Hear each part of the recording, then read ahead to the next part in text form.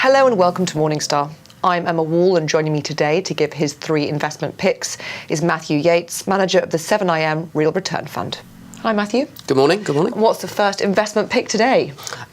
So the first investment pick would be something that I think can deliver a return independent of equity markets, a stable, low volatility return, and that's the BMO Global Equity Market Neutral Fund. This is a long-short equity fund, and the process that it's based upon is not a manager per se, it's a quantitative investment process that's filtering stocks based on their characteristics. And it's a process that we have good understanding of because people within our own team have worked originally alongside the managers. It's a fund that we helped seed 2-3 years ago. And it's basically investing on the premise that over the long term, if you build smart beta-like factors in the correct way and you hedge out the equity market risk, if you believe in that systematic process, you can, over the market cycle, get a return that is attractive. The target is 7%. Since inception, it's delivered 9% annualized performance with a low correlation, or almost negative correlation to equities. That's a stable return that we can rely on in the portfolio that's independent of equity markets, which for us as a real return fund manager is perfect. And what's the second investment pick today? So another part of the market that we like is the CLO market. Within the UK, an opportunity to get access to the CLO market through an investment trust for investors trading on a discount is the Carador Income Fund.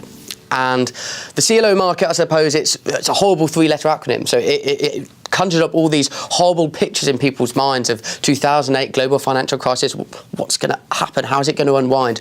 Well, here's an asset class, CLOs, where AAA rated and AA rated CLOs didn't see any defaults through 2008, where there's a dependable source of income, that's floating rate, so independent of the overhang of central banks kind of pushing down nominal rates for kind of normal credit asset classes.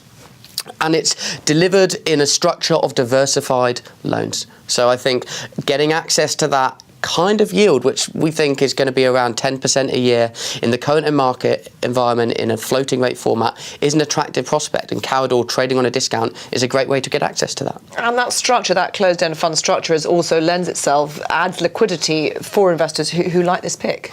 Exactly. I think the overhang of liquidity is a question mark around CLOs if people think back to 2008. But many of the people that cause those liquidity problems, i.e. bank balance sheets, bank prop books, aren't allowed to trade there anymore. Hedge funds have certainly scaled back the amount of kind of leverage they're introducing into the market. So we don't think those overall liquidity concerns are as, justified as they previously were, and correct. An investment trust allows the right sort of liquidity profile for that market, but it's something that's got to be managed very carefully. And we think kind of our size is a good size to be able to play that. The unitized usage structure that we operate within is the right structure to be able to play that investment trust discount premium story. It's somebody that's going to be watched, though. Something that's going to be watched. And what about the third and final pick? So the third and final pick, I think, for me, is a story around inflation and the idea of inflation specifically in the US. So a real return fund mandate is clearly inflation linked. The way to traditionally protect your portfolio against inflation, I suppose, would be using inflation-linked bonds. Now, the problem with inflation-linked bonds is, yes, you get exposure to inflation, but you also get exposure to kind of nominal rate duration as well. So something we moved to do last year was use specifically inflation swaps, which isolate that inflation component from the duration component. As a case in point of how that can work in practice, buying into long-dated, so kind of 30-year inflation expectations, 30-year inflation in the US last year, inflation expectations rose about 0.5%, 0.7% from the middle of the year to kind of post-Trump. A huge move in those long-term expectations. If you bought an inflation-linked bond over that same period, you would have lost money because rates rose at the same time.